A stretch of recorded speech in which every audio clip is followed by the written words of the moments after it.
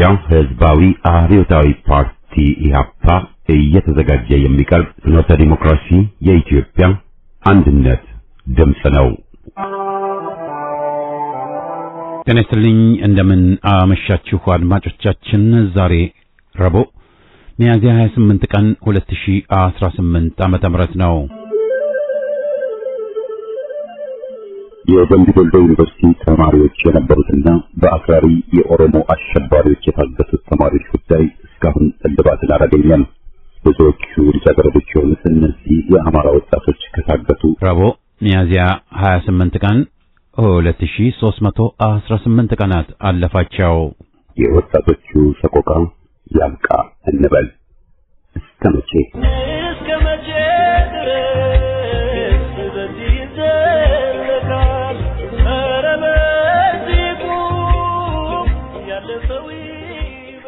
በየሳምንቱ ረቡዕ የሚቀርበው ከፋኖች አንደበት ፕሮግራማችንን አሰምተን የዛሬ ዝግጅታችን ፍጻሜ ይሆናል። በቅድሚያ ዜና። የዩናይትድ አረብ ኤሚሬቶች አየር ኃይል ኤምኤቲ የተባሉ በርካታ የድሮን ተተኳሾችን ባህር ዳር በላይ ዘለቀ ኤርፖርት ጥግ ከሚገኘው ምዕራብ ዕዝ አየር ኃይል ግቢ በብዛት ማስገባታቸው ተገለጸ። ምሽግ፣ መኪና፣ ታንክ፣ ህንጻ፣ ካምፕ፣ ፋብሪካና ድልድይ የማውደም አቅም ያላቸው እነኚህ ቦምቦች 1.4 ሜትር ርዝመትና 260 ሚሊ ሜትር ዲያሜትር ወይም ቁመት እንዳላቸውም ታውቋል። ከፋኖ በተጨማሪ ዋነኛ ዓላማቸው የሱዳን መከላከያ ሎጂስቲክስ ማዕከል መሆኑን ተሰምቷል። ከሰሞኑ አሶሳ አቅራቢያ የሚገኘውን አንድ ትንሽ ከተማ ውስጥ ያለ ጤና ጣቢያን ኤሚሬቶች እየደበደቡት ጉዳዩን በሱዳን መንግስት ጦር በማሳበብ ካርቱምን ለመደብደብ ምክንያት ፍለጋ እንደነበርም ተሰምቷል። በዚህ ስሌት መሰረት ከባህር የተነሱት አካንች ድሮኖች ሱዳንን በተደጋጋሚ በመደብደብ ላይ መሆናቸው ታውቋል። በቅርቡ ደግሞ በትግራይ የሚገኙ ኤርፖርቶችና ወታደራዊ ቤዞች ላይ ጥቃት ለማድረስ እንደተዘጋጁም ታውቋል። የኢትዮጵያ አየር ኃይል ሙሉ በሙሉ የተረከቡት ኤሚሬቶች በባህር ዳርና አሶሳ አዳዲስ የመኖሪያ ቤት እንዲገነባላቸው አገዛዙ የግንባታ ጫራታ አውጥቷል ነው የተባለው። አማጽያንን በመደገፍ የሚታወቀው ኤሚሬቶች በኢትዮጵያ ሕዝብ ላይ ያመፀውን ኮሎኔል ተሸክማ መቀጠል እንደማትችል የእስከዛሬው ጸረ ሕዝብ የአየር ኃይሏ ዘመቻ በቂ ማሳያ ነውም ተብሏል። የተሸነፈው የኮሎኔሉ አገዛዝ ወደ ከተሞች ከባድ መሳሪያ በማስወንጨፍ የንጹሃን ሕይወት ቀጠፈ። በሚኒሊክ ዕዝ 101ኛ ኮር 104ኛ ኮር በቅንጅት ያገዛዙን ተላላኪ በአዲን ብልጽግና በመርሳ ከተማ የሥርዓቱን ዕድሜ ለማራዘም ምርጫ በሚል ህዝባዊ ስብሰባ ለማካሄድ 2 መድረኮችን አዘጋጅቷል ነው የተባለው። በዚህም ሐሳቡን ሳያሳካ ከሁለቱ ኮሮች በተወጣጡ የቃኝ አሃዶች ስብሰባውን ሙሉ በሙሉ በመበተን የሥርዓቱን ካድሮች ሐሳብ ቅዠት በማድረግ ታላቅ ድል አስመዝግቧል። በአገዛዙ ዙፋን ጠባቂ ኃይል ታጃቢው ህዝባችንን ለማደናገር መርሳ ከተማ ላይ መድረክ አዘጋጅቶ መድረኩን በፖለቲካ ልሂቃን ሳይሆን በሥርዓቱ ሎሌዎች ስለቀጣይ ምርጫ ብለው ለሚያስቡትና የአማራን ህዝብ ለመጨፍጨፍ ተጨማሪ የጭፍጨፋ ጊዜ ህጋዊ ቅቡልነት ለማግኘት የከተማውን ህዝብ በሁለት መድረክ ለመሰብሰብ ያሰበው ጨፍጫፊው ሥርዓት ሳይሳካለት ተበትኗል። ቅዱስ ሲኖዶስ የኢትዮጵያ ኦርቶዶክስ ተዋሕዶ ቤተክርስቲያን ከመጥፋት እንዲታደጋት የሁለት እጁን ነሴ ወረዳ የአስተሪዮ የሃይማኖት አባቶች ጥሪ አቀረቡ። ያገዛዙ አድርባይ ወዳደሮች በአደባባይ በሰጡት ትዕዛዝ መሰረት ያገዛዙን ሰራዊት አባላትና የጦር መኮንኖችን በቤተክርስቲያኗ ቅጥር ግቢ ምሽግ በማድረግ ልዕልናዋን እንደተጋፏት የሁለት እጁን ነሴ የሃይማኖት አባቶች ገልጸዋል። በአማራ ህዝብ ላይ በተፈጸመው ወረራ ቤተክርስቲያኗ በቀጥታ ጥቃት እየተፈጸመባት ነው ያለው የሃይማኖት አባቶች በበኩላቸው ካህናት፣ ቀሳውስት፣ የአብነት ተማሪዎችና ዲያቆናት እየተገደሉ ሥርዓተ ቤተክርስቲያን እየተስተጓጎለ ይገኛልም ብለዋል። ከዚህም በፊት በድምቀት የሚከበሩት ዓመታዊ የሃይማኖታዊ በዓላት ያገዛዙን ሰራዊት በቤተክርስቲያኗ ላይ በመመሸጉና የሃይማኖት አባቶች በማሳደዱ በተለመደው መልኩ ማክበር አለመቻሉንም አስታውቀው ቤተክርስቲያኗ ቅርሷ እየተዘረፈ ሥርዓቷ እየተገፈፈ አገልጋዮቿ እየተገደሉ በመሆኑ ቅዱስ ሲኖዶስ ቤተክርስቲያኑን ከመጥፋት እንዲታደጋት ጥሪ ቀርቧል። የመተማ ወረዳ የንግድ ማዕከላት ከአገዛዙ ዘራፊዎች ነፃ መውጣታቸው ተሰማ። የፋኖ ኃይሎች በፈጸሙት መብረቃዊ ጥቃት የዘራፊው ቡድንም ተመቷል። በምዕራብ ጎንደር ዞን መተማ ወረዳ ከሱዳን ጋር በሚያዋስኑት አምተኮል 5 ቁጥርና 4 ቁጥር ተብለው በሚጠሩት አካባቢዎች ተሰማርተው የነበረው የአገዛዙ ዘራፊ ቡድን በፋኖ ኃይሎች መመታቱ ታውቋል። የዞኑ ምክትል ወታደራዊ አዛዥ እንደገለጹት በጥቃቱ ወቅት የዘራፊ ቡድን አባላት እጅ ከፍንጅ እየተያዙ ሲሆን በዝርፊያ ተግባሩ ላይ እንዲሰማሩ በመተማ ወረዳ አስተዳዳሪ ተልዕኮ እንደተሰጣቸው በምርመራ ወቅት መናገራቸውን አረጋግጠዋል። ከ50 በላይ የሚሆኑት የቡድኑ አባላት ወደ መተማ ወረዳ የሸሸው ሲሆን አገዛዙ ሰላም አስከባሪ ብሎ የሚጠራቸው ኃይሎችን በዝርፊያ ወንጀል ውስጥ እጃቸው እንዳለበት ከቦታው የሚወጡ መረጃዎች ያመለክታሉ። ከፍተኛ የንግድ እንቅስቃሴ የሚደረግባት ለንግድ ማህበረሰቡ ልዩ ስፍራ የሆነችው አምተኮል ለረጅም ጊዜ በአገዛዙ ታጣቂዎችና በዘራፊዎች እንግልት ሲደርስባት እንደቆየች የአካባቢው ነዋሪዎች ገልጸዋል። በአማራ ሕዝብ ላይ የሚፈጸመውን የዘር ማጥፋትን ለመቃወም የተጠራው ዓለም አቀፍ ሰልፍ አድማሱን አሰፋ።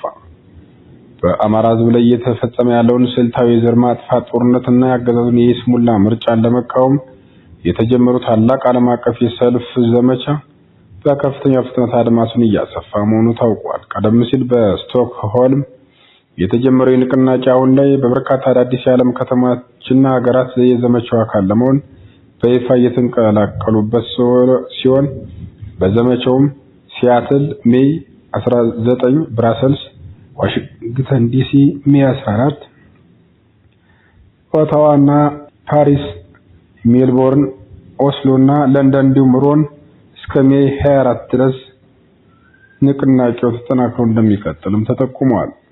ባሩድ ባለበት ድምጽ መስጠት አይታሰብም በሚል ጽኑ መሪ ቃል የሚመራው ዘመቻ አገዛዙ በሕዝብ ላይ የፈጸመውን የጅምላ ግድያ እንዲያቆምና ዓለም አቀፍ ማህበረሰብ በኢትዮጵያ ፍትህ እንዲሰፍን ዲፕሎማሲያዊ ጫና እያሳደረ እንዳለ የሚጠይቅ ነው ተብሏል። አዳዲስ ከተሞች በየቀኑ ንቅናቄውን እየተቀላቀሉ መሆኑን አገዛዙ በዓለም አቀፍ መድረክ ያለውን ቅቡልነት ይበልጥ አጣብቂኝ ውስጥ ይከተዋል ነው የተባለው። የዕለቱ ዜና በዚያ በቃ።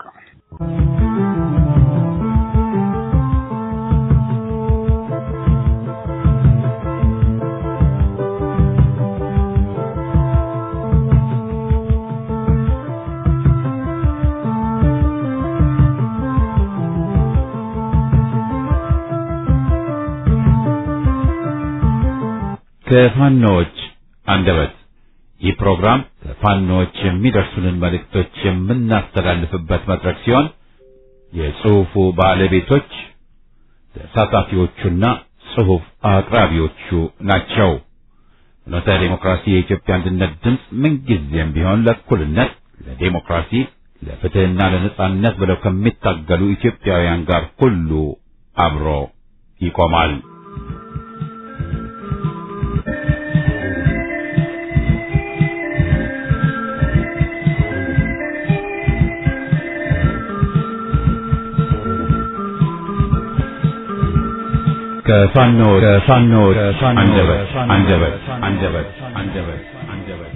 ከፋኖች አንደበት ዘወትር ረቡዕ ከፋኖች የሚደርሱንን መልእክቶች፣ ታሪኮች፣ ገጠመኞች፣ ቅስቀሳዎችና ቃለ ምልልሶች የምናቀርብበት ፕሮግራም ነው።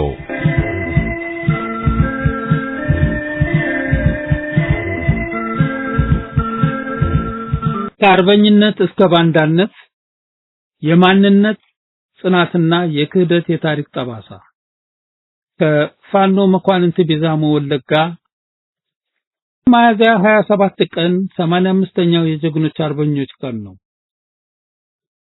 የዛሬ 85 ዓመት አባቶቻችንና እናቶቻችን ለ5 ዓመት በዱር በገደል ተንከራተው የፋሺስትን ወራሪ ኃይል ድባቅ መተው በደማቸውና ባጥንታቸው ነፃነታችንን ያስረከቡን ታላቅ የታሪክ ምዕራፍ ነው። ይህ ቀን ለኢትዮጵያ ብቻ ሳይሆን በተለይም ለጥቁር ሕዝቦች ሁሉ የድልና የኩራት ቀን ሆኖ በታሪክ መዝገብ ሰፍሯል። ሆኖም ይህንን ታላቅ ቀን ስናከብር በትናንቱ ጀግንነትና በዛሬው የህልውና ትግል መካከል ያለውን ጥልቅ ልዩነትና የሚታየውን ተቃርኖ በታሪክ ሚዛን ለመመልከት ተገቢ ነው። እንደኔ እምነት ካልቸራል አማራ የሆኑትን ማለትም አባቶቻቸውን ታሪክ አደራ የተረዱ የማንነታቸው ምንጭ ያልደረቀባቸውና የአማራነትን እሴት በተግባር የተረዱ ወገኖች የአማራ ፋኖ ህልውና ትግል አሸናፊ እንደሚሆን ቅንጣት ታክል ጥርጣሬ የላቸው። ይህ እምነት የመነጨው ከባዶ ተስፋ ሳይሆን በታሪክ ተፈትኖ ካለፈውና ለማንነት ከመሞት በላይ ክብር እንደሌለ የሚያውቀው የአማራነት ስለንቦና ነው። ዛሬ በየጫካውና በየተራራው የሚፋለመው ፋኖ የዚህን የጥንቱን አርበኛ እውነተኛ ወራሽና የታሪክ ቀጣይ ነው። እነዚህ የማንነት ባለቤቶች ትግሉ ፍጹም ፍትሃዊ መሆኑንና መጨረሻውም ነጻነት መሆኑን በላባቸውና በደማቸው እያተሙ ይገኛሉ። የሹምባሽ ልጆች ዛሬም በተቃራኒው ቢቆሙ አዲስ አለመሆኑን የባንዳነታቸው የታሪክ ቅጣይ መሆኑን በቀይ መስመር አቅልሞ መመልከት ተገቢ ነው። በነገራችን ከእውነተኛ የአማራ ታሪክ በተቃራኒ የቆሙት ግን እጅግ የሚያሳዝኑ የታሪክ አጋጣሚዎች ናቸው። ማንነታቸውን ክደው በአባቶቻቸው ደም የሚቆምሩና ለጊዜያዊ ጥቅማቸው ሲሉ ለጭቆና አገዛዝ ያደሩ አካላት ከ85 ዓመታት በኋላም ያንን የከረፋ የባንዳነት መንፈስ ወርሰው በመገኘታቸው የታሪክ ሹመት ነው። ትናንት አባቶቻችን ፋሽስትን ሲፋለሙ ባንዳዎች እንደነበሩ ሁሉ ዛሬም የአማራ ሕዝብ ህልውና አደጋ ሲደቀንበት ማንነታቸውን ሸጠው ከጠላት ጎን የሚሰለፉ የዘመኑ ባንዳዎች መታየታቸው አልቀረም። እኔ እንደምረዳው ባንዳነት በአካል ብቻ የሚወረስ ሳይሆን የማንነትን የመካድና ለራስ ሕዝብ ባዳ በመሆን የሚገለጽ የመንፈስ ደዌ ነው። 85 ዓመታት ቢያልፉም በትግል ሜዳ ላይ ያለው ልዩነት ግን አሁንም ያው ነው። በአንድ በኩል ለነጻነትና ለክብር ለማንነት የሚሞት አርበኛ፣ በሌላ በኩል ደግሞ ሆዱንና ሹመቱን አስቀድሞ የገዛ ወገኑን አሳልፎ የሚሰጥ ባንዳ አለ። የትግሉ ታጋዮችና ደጋፊዎች በጽኑ የሚያምኑት አንድ እውነት አለ። ባንዶች ለጊዜው የጠላትን እድሜ ሊያራዝሙ ቢችሉም መጨረሻቸው ግን እንደ ቀድሞ አባቶቻቸው የታሪክ ውርደትና መረገጥ ነው። ማንነትን ክዶ የሚገኝ ድልም ሆነ ሹመት በታሪክ ፊት የሚጸና መሰረት የለውም። ዛሬ ሚያዝያ 27 ቀን የአርበኝነትን ስናከብር የፋኖን ትግል የምናካሄድ የማንነታችን ባለቤት በመሆናችን ብቻ ሳይሆን ታሪክ የሚደግመው በጽናታቸው የሚቆሙትን እንጂ ለከዳተኞች እንዳልሆነ ስለምናውቅ ነው። የአማራ ሕዝብ የህልውና ትግል ለባንዳዎች ሴራ አይቆምም። ይልቁንም በጽኑ ታሪክ መሰረት ላይ የቆመው ካልቸራል አማራ በድል ማማ ላይ መውጣቱ የማይቀር የታሪክ ህግ ነው። ትናንት አባቶቻችን ድል እንዳደረጉት ዛሬም በልጆቻቸው እጅ ድል ይደገማል።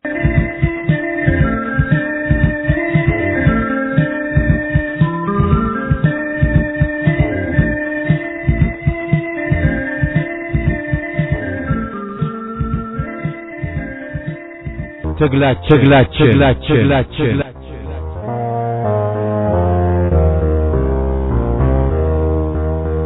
ከአርበኛ ፋኖ መኳንንት ቢዛሞ ወለጋ።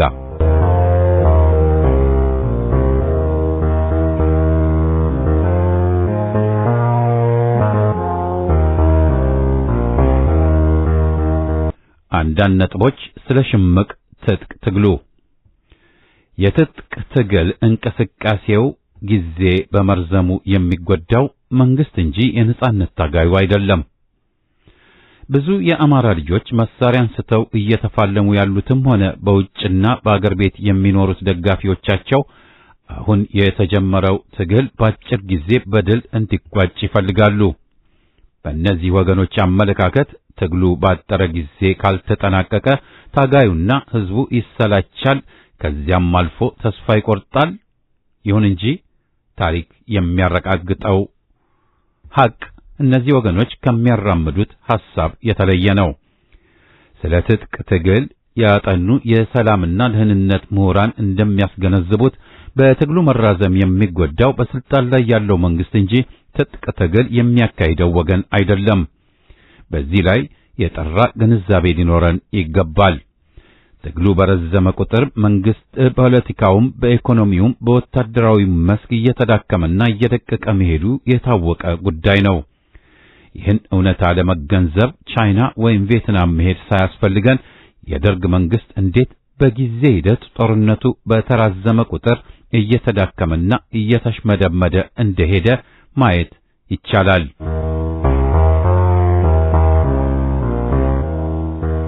ከተለወጠው ሁኔታ ጋር መራመድ መቻል። ከፍ ብሎ እንደተገለጸው የኢትዮጵያ የፖለቲካ መዋቅር በተለይም ከ1966ቱ አብዮት ወዲህ በከፍተኛ ደረጃ የተቀየረ መሆኑን፣ የብሔረሰብ ፖለቲካ የአገሪቱ አይነተኛው መደራጃ መሆኑን፣ በዓለም አቀፍ ደረጃም ለውሁዳን ከፍተኛ ትኩረት የተሰጠ መሆኑን፣ በአገራችን ከፌዴራሊዝም ውጭ ያለው መንግስታዊ አወቃቀር ከሞላ ጎደል የተዘጋ አማራጭ መሆኑን፣ ልሳነ ብዙህነትና ብዝሃነት በዓለም አቀፍ ደረጃ ከፍተኛ ተቀባይ ያገኙ አስተሳሰቦች መሆናቸውን፣ የኦሮሞ ልሂቃን ያገኙትን ስልጣን ያለ ደም መፋሰስ እንደ ዘበት አሳልፈው ሊሰጡ የማይችሉ መሆናቸውን፣ በአገራችን የዘር ማጥፋት አደጋ ይበልጥ አፍጦ የሚመጣው አሁን የተረኝነት ኃይሎች ስልጣናችንን ልንነጠቅ ነው ብለው ሲያምኑ መሆኑን፣ ከሌሎች ብሔረሰቦች ጋር በፍትሃዊነትና በእኩልነት መርህ ግንባር ትብብር ሳይፈጥሩ አገዛዙን ማስወገድም ሆነ መንግስት ማቋቋም የማይቻል መሆኑን፣ በኢትዮጵያ የፖለቲካ ለውጥ ውስጥ የሀያላን አገራት በተለይም የአሜሪካ ተጽዕኖ በጣም ከፍተኛ መሆኑን ወዘተ ጠንቅቆ መገንዘብ ያስፈልጋል። ስለሆነም ከላይ የተገለጹትንና ሌሎችን መሰል ሁኔታዎች ተገንዝቦ ራስን ከሁኔታዎች ጋር ማስተካከል ትግሉን ባጠረ ጊዜና ባነሰ መስዋዕትነት በድል ለመወጣት ያስችላል።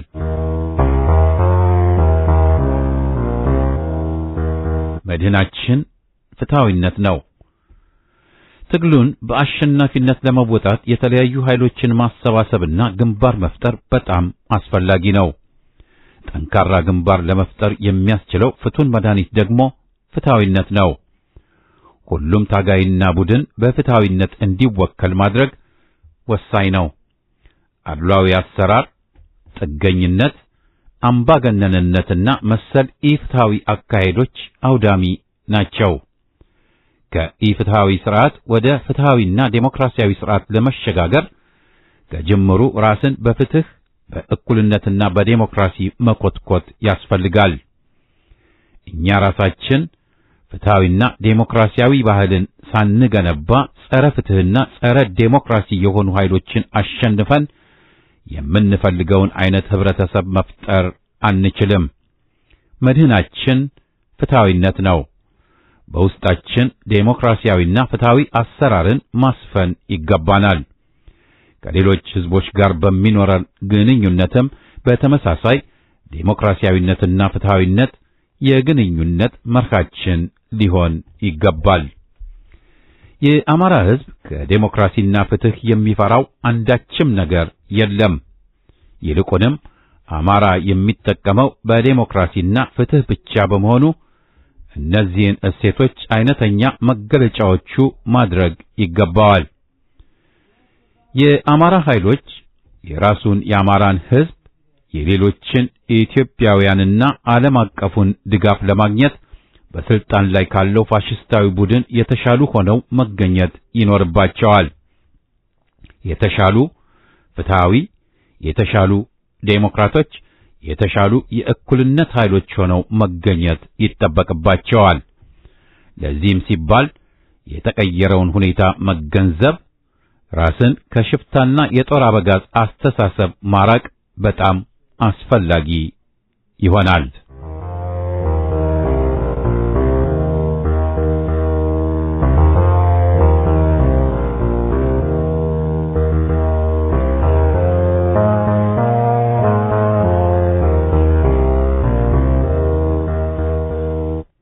ሽፍታ የጦር አበጋዝ ወይስ የነጻነት ታጋይ? ሀ ሽፍታ ዓላማው ሕዝብና የሕዝብ ጥቅም ሳይሆን ራሱ ግለሰቡ ወይም ቡድኑ የሆነ ፍጹም ግለኛ የሆነ መነሻና መዳረሻውን በውል ያለየ ስትራቴጂ፣ ዕቅድና ታክቲክ የሌለው በጥቅሉ ሕዝባዊና አገራዊ ዓላማ ያላነገበ ግለሰብ ወይም ቡድን ነው። የጦር አበጋዝ የጦር አበጋዝ ግብ ልክ እንደ ሽፍታ የራሱን ሕይወት ከማትረፍ ያለፈ ነው። ዋነኛ ዓላማው የግልና የቡድን ጥቅምን ማጋበስ በመሆኑ የጦር አበጋዝ ሕዝባዊ አጀንዳ የለውም። ለስሙ ለሕዝቡ ጥቅምና ክብር የቆምኩ ነኝ ቢልም የጦር አበጋዝ ዋነኛ ዓላማ የግልና የቡድን ጥቅምን ማሳካት ነው። የጦር አበጋዝን ከሽፍታ ጋር የሚያመሳስለው ጸረ ሕዝብነቱ ነው። ግለሰቦችን በግፍ ይገድላል፣ ሴቶችን ይደፍራል፣ ይዘርፋል፣ ሌሎችንም ጸረ ሕዝብ ተግባራት ይፈጽማል። መንግስታዊ ስልጣን የመያዝ ዓላማ እንዳለው ቢናገርም በተግባር ግን እንዲህ አይነት ዓላማ የለውም። ሐመሩሃ የነጻነት ታጋይ ፋኖ ዓላማው ሕዝባዊ ነው። የትግሉን መነሻና መዳረሻ የተረዳ ግልጽ የሆነ የትግል ስትራቴጂ፣ ዕቅድና ታክቲክ ያለው ለድርጅታዊ መርህና አሰራር ተገዢ የሆነ ከራሱ በላይ የድርጅቱንና የሕዝቡን ጥቅም ያስቀደመ ለሕዝብ ነጻነት መስዋዕትነት ለመክፈል የተዘጋጀ ጀግና ወይም የጀግኖች ስብስብ ነው። ፋኖነት አርበኝነት ነው፣ ሕዝባዊነት ነው። ከራስ በላይ ወገንንና የወገንን ጥቅም ማስቀደም ነው። ከላይ የቀረቡት ሦስት መለዮዎች ሽፍታ፣ የጦር አበጋዝና ፋኖ ይዘን በአማራ ክልል ያለውን ኃይል ስንገመግመው የሚበዛው ታጋይ ፋኖ መሆኑ ግልጽ ቢሆንም የሽፍታውና የጦር አበጋዙ ቁጥርም ቀላል አይደለም። የጠላት ግፈኛ ሰራዊት የሚበዘብዘውና የሚያሰቃየው የማይበቃ ይመስል እነዚህ በሽፍትነትና በጦር አበጋዝነት የተሰማሩ ግፈኛ ኃይሎችም የአማራን ሕዝብ እያሰቃዩት ይገኛሉ። በየቦታው ኬላ ጥለው ገንዘብ ይቀበሉታል፣ ንብረቱን ይወስዱበታል፣ ንጹሐንን በግፍ ይገድላሉ፣ ወዘተ ወዘተ። እነዚህ ሕዝባዊ ወገንተኝነት የሌላቸው አካላት የሚፈጽሙት ነውረኛና ግፈኛ ተግባር በአርበኛው ሕዝባዊ ትግል ላይ መሰናክል እየፈጠረ ይገኛል። የአብይ አገዛዝም እነዚህን ጸረ ሕዝብ ኃይሎች እየደገፈ ለማፋፋት እንደሚሞክር ሳይታለም የተፈታ ጉዳይ ነው።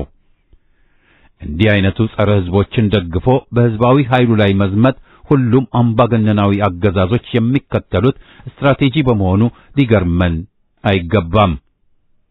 ጠላት ጠላት ነውና ከሱ የሚጠበቀውን ከመስራት አይቆጠብም። እኛ ደግሞ ከኛ የሚጠበቀውን መስራት ይገባናል። ትግሉን የጠራ የአርበኝነት ትግል በማድረግ እውነተኛ ለውጥን ለማምጣት የአርበኛውን አቅም ማሳደግ፣ የሽፍታውንና የጦር አበጋዙን አቅም ደግሞ ማዳከምና በጊዜ ሂደትም ከጥቅም ውጭ ማድረግ ያስፈልጋል።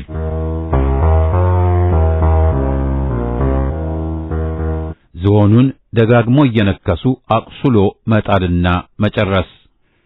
ነብሮች ዝሆኖችንና ሌሎች ግዙፍ እንስሳትን ለማሸነፍ ደጋግሞ በመንከስና በማቁሰል ይጥሉታል። ከጣሉትም በኋላ ጨርሰው ያጠናቀቁታል። ትጥቅ ትግል የሚያካሂዱ ድርጅቶች ሁኔታም እንደዚህ ነው።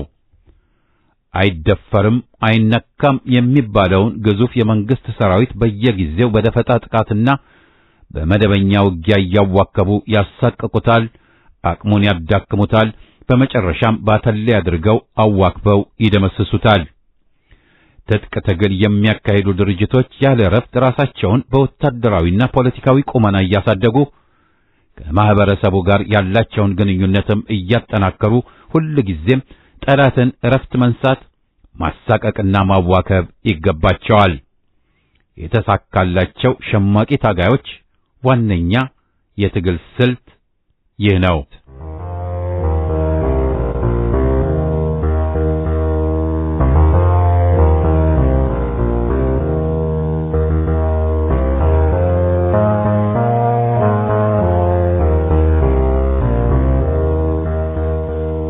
በፍጥነት መልሶ የመቋቋም ባህልን ማሳደግ። ትግል የሚያካሂድ አካል የሚታገልለት ጥያቄ የቱንም ያክል ፍትሃዊ ቢሆንም ትግሉ አልጋ ባልጋ ሊሆንለት አይችልም። ከጸረ ዴሞክራሲያዊ አገዛዞች ጋር የሚካሄድ ትግል መስዋዕትነት እንደሚጠይቅ አያከራክርም። የአውደ ውጊያ ድሎችን ማሸነፍ እንዳለ ሁሉ መሸነፍም የሚጠበቅ ነው። ቁም ነገሩ ከአውደ ውጊያ ፈተናዎች በፍጥነት ትምህርት ቀስሞ ጦርነቱን ለማሸነፍ ከመስራቱ ላይ ነው። ለዚህም ሲባል የነጻነት ታጋዩ ኃይል ፋኖ የአውደ ውጊያ ብልሽቶችና ሽንፈቶች ሲገጥሙት በፍጥነት ራሱን መልሶ የማቋቋም ባህሉን በከፍተኛ ደረጃ መገንባት ይገባዋል። በስነ ልቦናም ይሁን በሌላው መስክ ራስን በፍጥነት መልሶ ማቋቋምና ማደራጀት የትልቅ ሰራዊት መገለጫ ነው። የአውደ ውጊያ ሽንፈትን ቁስል እያከኩና እየሞዠቁ መቀጠል ግን ሰራዊቱን ለበለጠ የስነ ልቦና ቀውስ የሚዳርግ ነው።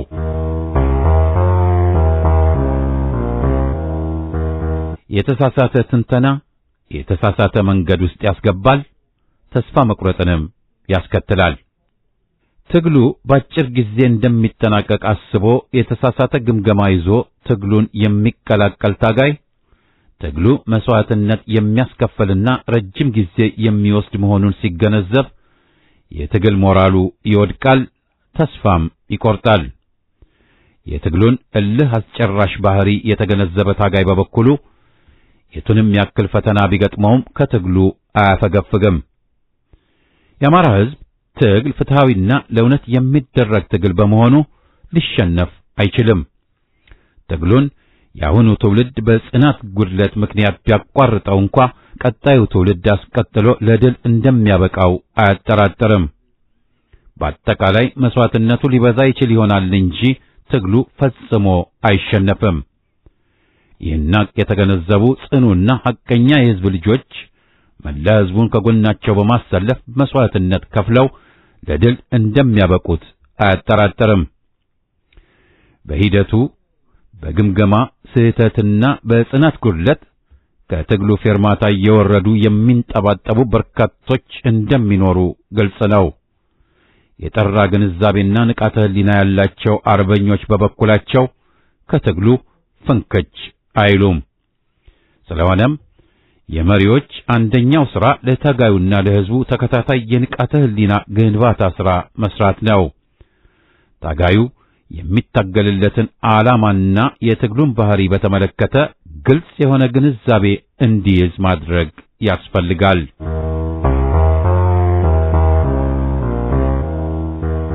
ድሮንና ትግሉ።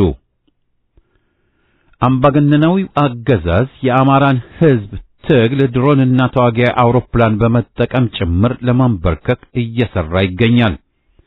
ወደፊትም በስፋት ይሄድበታል።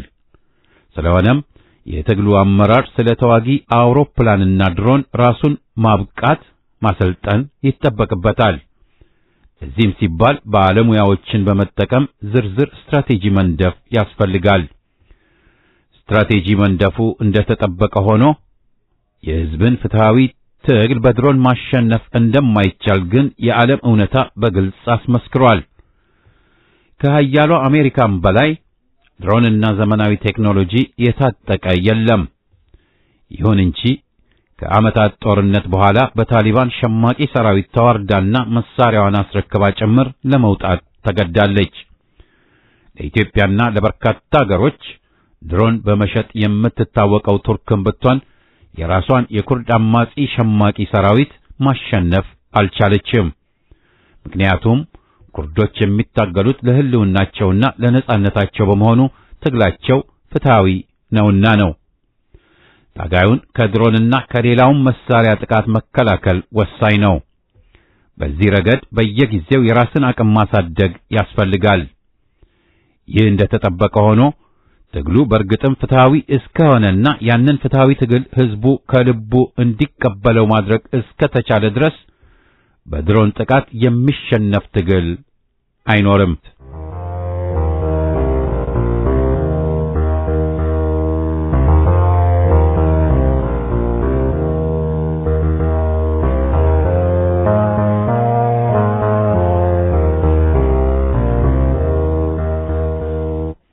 የሚማር ድርጅት አሸናፊ ትግል። የአማራ ፋኖ የሚያካሂደው በትጥቅ ትግል የታጀበ አብዮታዊ ትግል ውጤታማ እንዲሆን ትግሉ በጠንካራ የፖለቲካ ድርጅት ኃይል መመራት እንዳለበት ከዚህ በላይ ተገልጿል። ይህ ድርጅትና በዚህ ድርጅት የሚመራው ሰራዊት ደግሞ ሁል ጊዜም የሚማሩ መሆን ይገባቸዋል። የፖለቲካ ኃይሉ በተማሩና መማራቸውን በማያቋርጡ ጀግኖች መመራት ይኖርበታል። በአማራ ፋኖ ትግል ውስጥ ያለው የፖለቲካ ኃይል በስልጣን ላይ ካለው አገዛዝ በዕውቀትም በሕዝባዊነትም በታታሪነትም በልጦ መገኘት አለበት። በአማራ ፋኖ ትግል ውስጥ ያለው ሰራዊት ከአብይ አህመድ ወንበር አስጠባቂ ሰራዊት የበለጠ በጀግንነቱ፣ በዝግጁነቱ፣ በሕዝባዊነቱ ወዘተ ሆኖ መገኘት ይገባዋል። ለዚህም ሲባል ያልተቋረጠ ስልጠና፣ ያልተቋረጠ የቡድን ጥናትና ውይይት እንዲሁም ክትትልና ግምገማ ያስፈልጋል። የትግሉ ሜዳ ታጋዩም ህብረተሰቡም የሚቀረጽበትና የሚቀየርበት ዩኒቨርሲቲ መሆን ይኖርበታል። ትግሉ አብዮታዊ ነው ማለትም ይህ ነው። መማር፣ መሰልጠን፣ ታታሪነትና ህዝባዊነት ሊኮተኮቱና ሊጠናከሩ የሚገባቸው እሴቶች ናቸው። ሁል ጊዜም ከሌሎች ድርጅቶች የትግል ታሪክ መማር ያስፈልጋል። ከሌሎች ድርጅቶች ጥንካሬና ድክመቶች መማር፣ ጥንካሬያቸውን በመውሰድና ከራስ ሁኔታ ጋር አጣጥሞ መጠቀምም ወሳኝ ነው። ይህ ብቻ አይደለም። ከራስ የትግል ሂደት ከድክመቱም ከጥንካሬውም መማርም ያስፈልጋል። ለዚህ ሲባል የአማራ ፋኖ የሚፈጥረው የፖለቲካ ድርጅት በስሩ ጠንካራን የምርምርና ስርጸት ክፍል መፍጠር ይኖርበታል።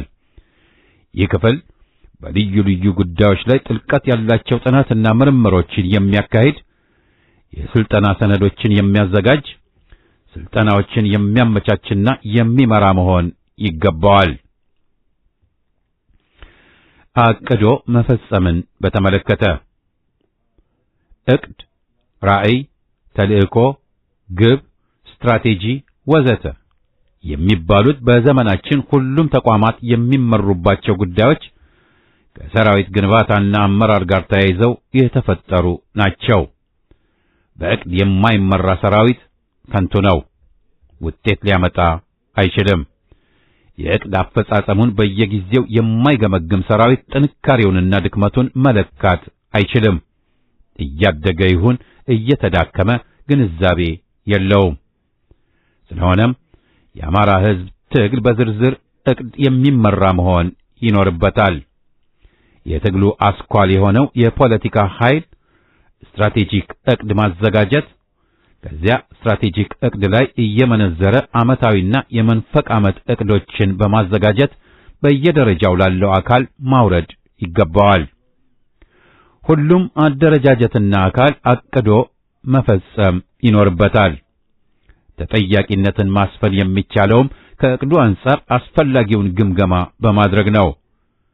ለምሳሌ በአንድ ቀበሌ ውስጥ የሚደራጅን ህዝባዊ ሸንጎ በፖለቲካና በማህበራዊ ጉዳዮች እንዲደግፍ የተመደበ አርበኛ ወይም ካድሬ ወደ ስራው ሲሄድ ዝርዝር ዕቅድ አዘጋጅቶ አንዱን ቀሪ ለሱ ይዞ ሌላውን ስምሪት ለሰጠው አካል መስጠት ይገባዋል። ተግባሩን ፈጽሞ ሲመለስ በተሰጠው ስምሪት መሰረት ተግባሩን በብቃት ፈጽሞ መምጣት አለመምጣቱ ይገመገማል።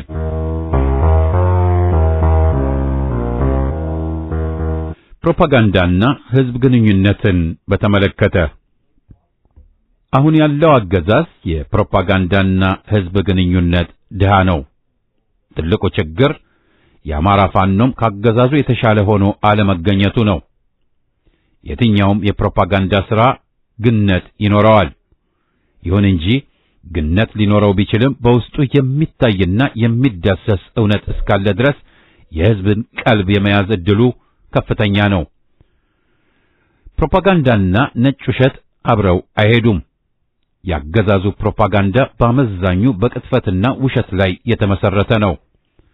ሕዝቡ የተሻለ የሞራል ከፍታ ያለው፣ የተሻለ እውነት የሚናገር፣ የተሻለ የተናገረውን የሚፈጽም፣ ስህተት ሲሰራም ተሳስቻለሁ የሚል ኃይል ቢያገኝ በደንብ ይከተለዋል። የአማራ ፋኖ ለዚህ ተግባር አንድ ራሱን የቻለ ጠንካራ የፕሮፓጋንዳና ሕዝብ ግንኙነት ክፍል ሊኖረው ይገባል። በዚህ ክፍል ስር የሚዲያ፣ የሕዝብ ግንኙነትና የኪነት ንዑስ ክፍሎች ሊደራጁ ይገባል። ፋኖ የግድ የራሱ የሚዲያ ክፍል ያስፈልገዋል። ፋኖ በሌሎች ሚዲያዎች ላይ ጥገኛ ሆኖ ከቀጠለ የፕሮፓጋንዳና ሕዝብ ግንኙነት የበላይነት ሊኖረው አይችልም። ተፈጸመ።